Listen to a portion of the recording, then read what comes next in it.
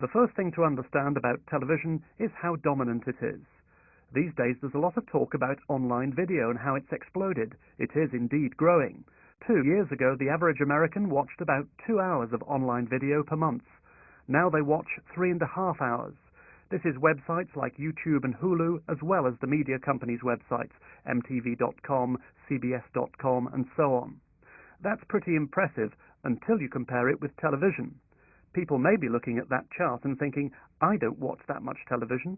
Perhaps, but one of the most consistent findings in television research is that viewers underestimate how much TV they do watch. This is how much TV Americans think they watch. They actually watch much more. This is how much online video people think they watch. They actually watch much less. Of course, young people are doing other things too.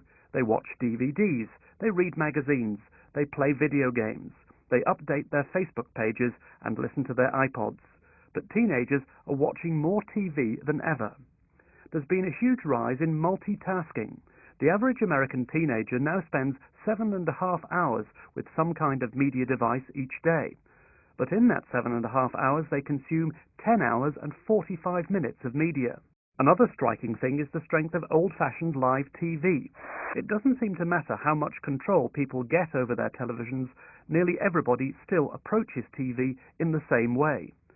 First, they see what's being broadcast at that moment. In Britain, this accounts for about 90% of TV viewing. If they don't find anything they want to watch live, they see what they've recorded on their digital video recorder, sometimes called a personal video recorder. If they don't find anything recorded, they'll watch something on demand. This accounts for, at most, 3% of TV viewing. There's one kind of choice that's really taken off. That's channel choice. In the past few decades, multi-channel TV has pulled eyeballs away from traditional broadcast TV. There are many more channels than there used to be, and by the way, cable channels are better than they used to be, and the result is that audiences have fragmented. But they haven't fragmented equally.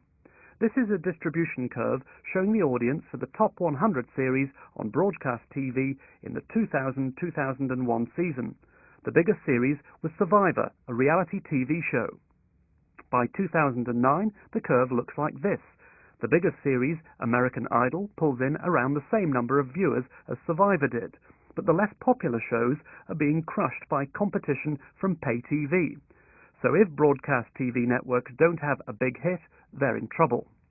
One kind of program supplies a growing proportion of those hits. Let's have a look at the 20 biggest American TV broadcasts of all time. The oldest ones are episodes of Roots, the adaptation of Alex Haley's novel. Then there's the final episode of MASH. From then on, there's only one program. This shows why there's so much money in sport.